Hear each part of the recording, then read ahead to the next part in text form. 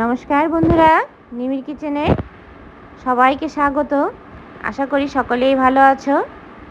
আজকে কচুর শাক তৈরি করে দেখাবো, তবে পাতা না, ডাঁটার শাক তৈরি করব। তার জন্য এখানে কচুর ডাঁটগুলো ভালো করে কেটে ধুয়ে নিয়েছি। এবার সেদ্ধ করে নেব। কড়াইয়ে জল বসিয়ে দিয়েছি, এর মধ্যে ডাঁটগুলো দিয়ে দিচ্ছি, কচুগুলো দিয়ে সেদ্ধ করে নেব বা ভাপিয়ে নেব। ঢেকে দেব। এবার ঢেকে দিয়েছিলাম, সেদ্ধ হয়ে গেছে, নামিয়ে নিচ্ছি। নামিয়ে জল ঝরিয়ে নিচ্ছি। আর যা যা লাগছে, রসুন কুচি করে কেটে নিয়েছি, আদা নিয়েছি ও লঙ্কা চিড়ে নিয়েছি। আর এখানে বাদাম নিয়েছি ও দারচিনির টুকরো নিয়েছি। এবার কড়াইয়ে তেল বসিয়ে দিয়েছি, তেল গরম হয়ে গেছে।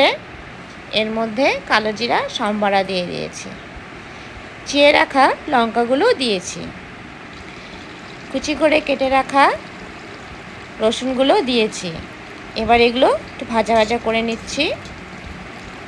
ভাজা ভাজা হয়ে গেলে এর মধ্যে একটা গোটা তেজপাতা দিয়ে দেব।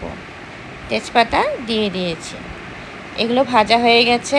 এবার সেদ্ধ করে রাখা কচুগুলো দিয়েছি। কচুগুলোর জল একদম ঝরিয়ে নিয়েছি। এর মধ্যে লবণ দিয়েছি, লবণটা আপনারা স্বাদ অনুযায়ী নিয়ে নেবেন। অল্প হলুদ দিয়েছি, দিয়ে এবার ভালো করে সবগুলো কষিয়ে নিচ্ছি, একদম জল শুকিয়ে যাওয়া পর্যন্ত। আপনারা একবার এইভাবে বাড়িতে তৈরি করে খেয়ে দেখবেন, অসাধারণ লাগবে খেতে। গরম ভাতের সঙ্গে খুব ভালো লাগবে।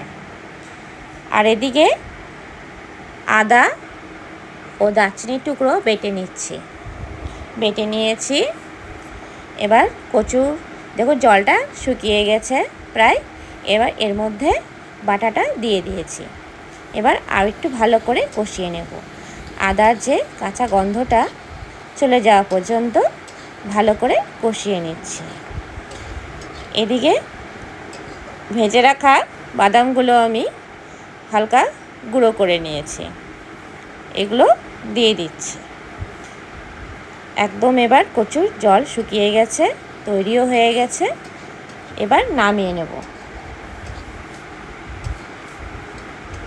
রেডি হয়ে গেছে, নামিয়ে নিচ্ছি। নামিয়ে নিয়েছি। আপনারা এইভাবে তৈরি করে খেয়ে দেখবেন, আশা করি ভালো লাগবে।